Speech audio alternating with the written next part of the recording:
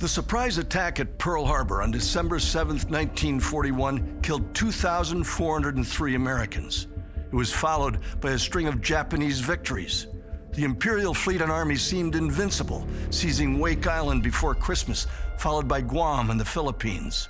Jimmy Doolittle's B-25 raid of April 1942 was the first offensive operation against the Empire, but it also showed we needed unsinkable aircraft carriers. By that summer, Australia was being threatened. And so on 7 October 1942, President Roosevelt ordered the U.S. Marines to land on the island of Guadalcanal and seize a runway U.S. forces could use to stem the Japanese advance. Thus began an island hopping campaign with the ultimate goal of reaching the enemy homeland. Experience in bloody battles in places like Tarawa, Saipan, Guam, Tinian, and Peleliu had taught the hard lesson that Japanese troops defending each island would fight to the finish. But when Admiral Nimitz ordered more than 60,000 U.S. Marines to land on the tiny volcanic island of Iwo Jima in February of '45, few involved would have forecast the battle would go down as one of the most heroic in history. Nearly 1 in 10 of those Marines never made it off the island alive.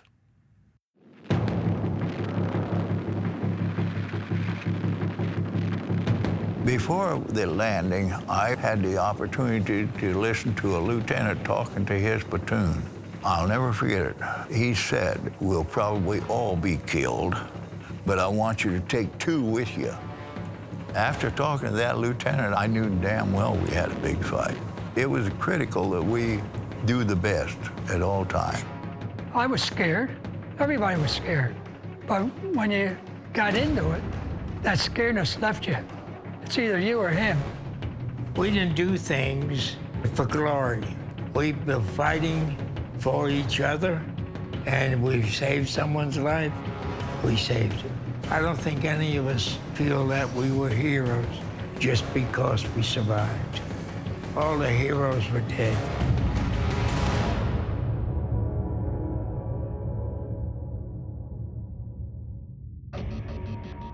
This is Sergeant Dick Mawson, United States Marine Corps combat radio correspondent with the veteran 4th Division, speaking to you now from the Motoyama Airport No. 1 on the island of Iwo Jima, the Sulphur Islands, after the 4th and 5th Divisions of the United States Marines landed to arrest this island from the Japanese and give Uncle Sam another base only 660 miles from the Japanese mainland itself.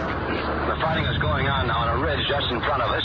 The Battle of Iwo Jima was the culmination of the drive that Admiral Chester Nimitz had been making up through the Pacific. After seizing Saipan with the invasion starting on June 15th, 1944, and then into Guam July 21st, they had a base now for very long-range bombers, the B-29 Super Fortresses. One of the issues that they had with the B-29 was flying into the island country of Japan. They had to fly across a large expanse of ocean and flying up past Ieshima and going into what is called the Kazanretto, the Ogasawara Islands. In the middle of those islands was an island called Iwo Jima. This island was right in the middle of this pathway for these B-29s and kept alerting Japan that they were coming. But it was also in an area that we would require if we were to ever have fighter support for our B-29s, if we were to have an emergency runway for the B-29s to set down on. When the decision was finally made in the fall of 1944 to seize Iwo Jima, we had to determine how we were going to do that. There was nobody ever that thought this was going to be an easy battle. And we brought to bear, in the end, almost 250,000 men.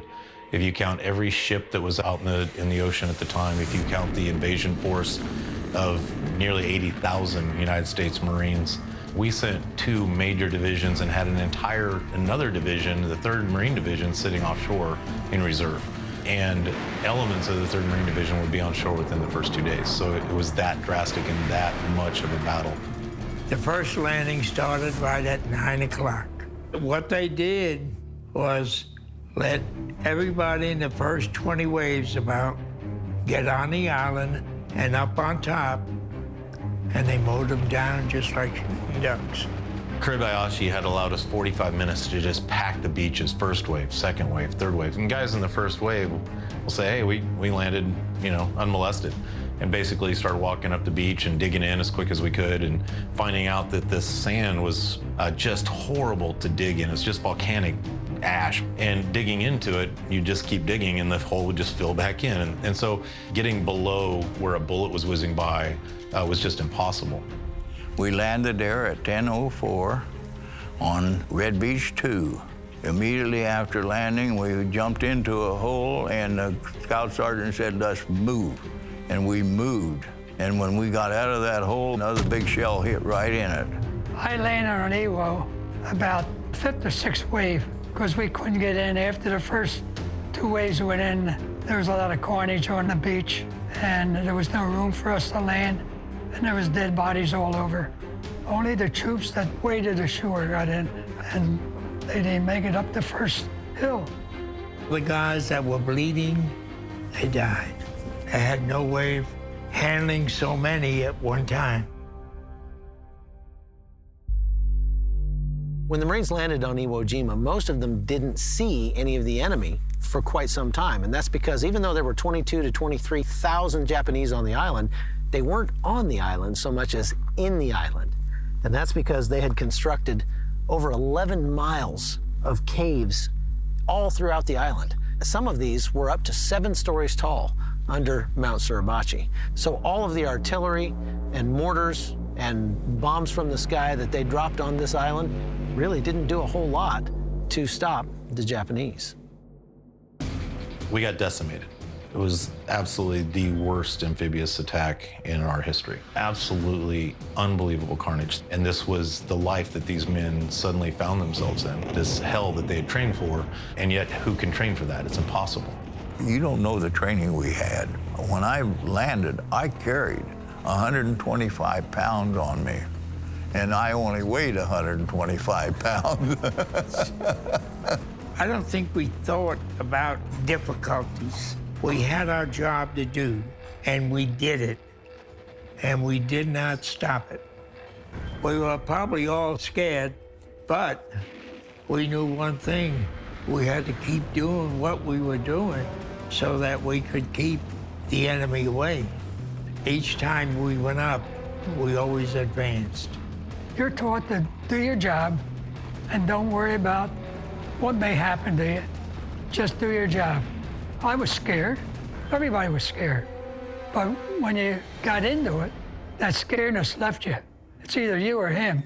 As far as the enemy, I had no animosity toward him. It was just an enemy, and if he's going to kill me, I'm going to kill him first. That's the way I look at life. We went through a command post, and to my right front, there was a Marine cut in half. You could see the inside of him. I saw it, my radio man saw it, and he almost freaked out. And I had to yell at him, "Daddy, let's move it!" Got him in front of me, and we've completed our job of relieving the forward observatory. If I didn't yell at him, I don't know what would have happened. You can't dwell on what you've seen and what you didn't see. You just have to keep going. The 3rd Battalion was in direct support of the 28th Regiment that was taking Mount Suribachi. And they were one of the first to start firing. They had 105s too. And they were firing that projector approximately 3 feet above the infantry head. And just don't stand too tall, that's all. We put the flag up February 23rd. The most iconic photograph in the history of the world, really, and Joe Rosenthal's image is an AP photographer up on top of the mountain. Bill Janoust is filming this for the Marine Corps. Bill Janoust would later be killed in action and is still missing in action at 362 Bravo in the north of Iwo Jima. Rosenthal's image captures this moment of what looks like victory, and yet it was on day 4 of a 36-day battle, and we had 32 more days to go. They raised the flag up there, and everybody thought the war was over on Iwo when that flag went up. All the firing from guns, we thought it was a celebration. Found out later, it was just that we raised the flag on Iwo Jima and accomplished the highest part, which was only 500 feet. You go to California and you talk about thousands of feet, but 500 feet was the highest point. There is no other fighting force in the world that could have seized that island. This was the 56th amphibious assault of the Pacific Theater. 55 lessons had gone before this. Unfathomable that we were in this kind of fight on this island that is 4 miles long by 2 miles wide. It's only 8 square miles. We had 500 dead in the first day, 1,200 by the second day. Numbers that President Franklin Delano Roosevelt cried when he read the results. In that 36-day battle, we lost 6,821 killed. The Japanese lost almost 20,000. To put that into context, after 24 years of war in Afghanistan and Iraq, we had lost 6,100 men.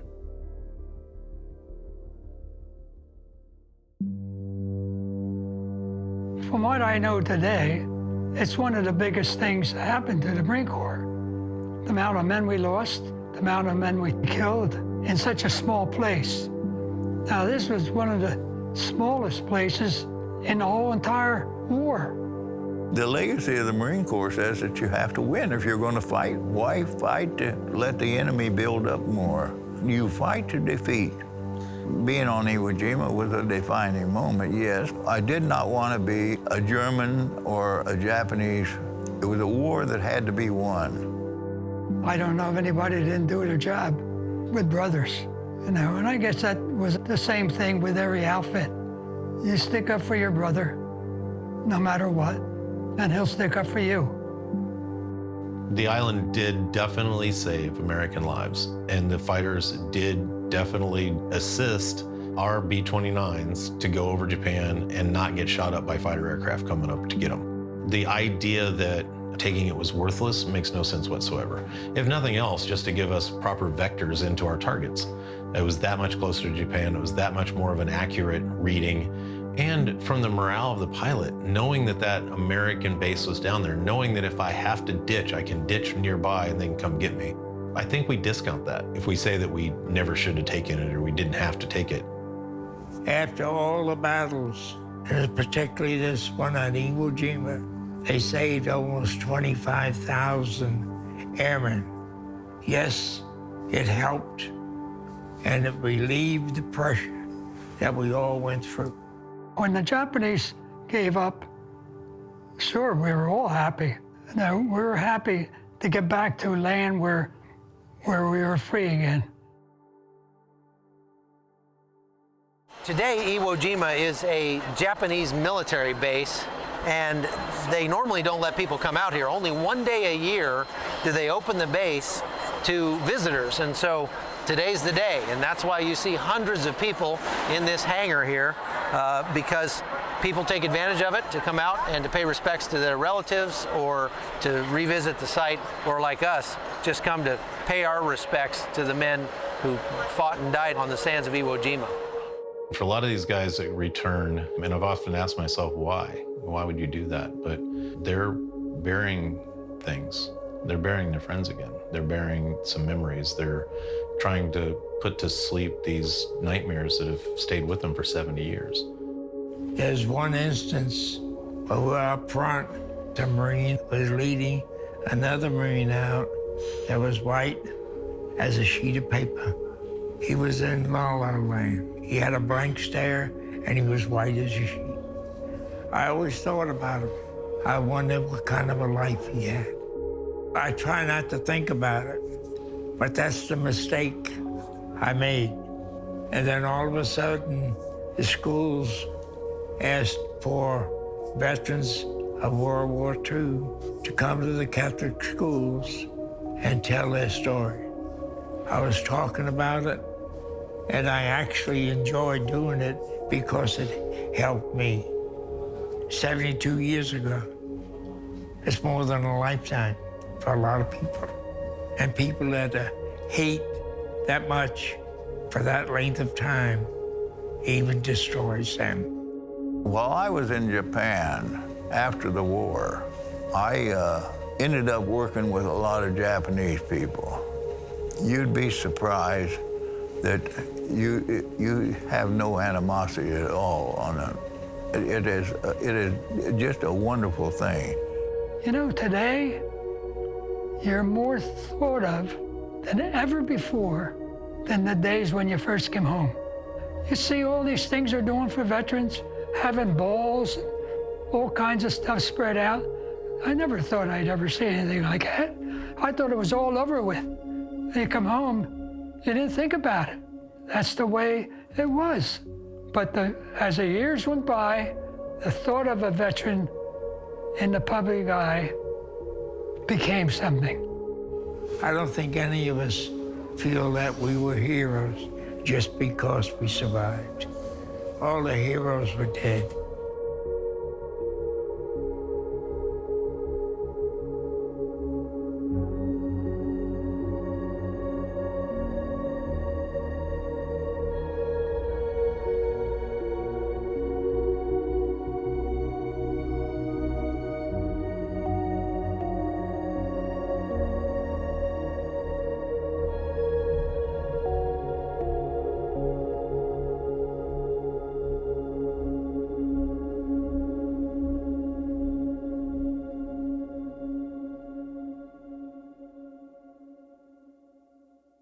Since we filmed this episode, two of the Marines we interviewed, Carl DeHaven and George Catalona, have passed on to join the nearly 7,000 Americans who lost their lives on that tiny island.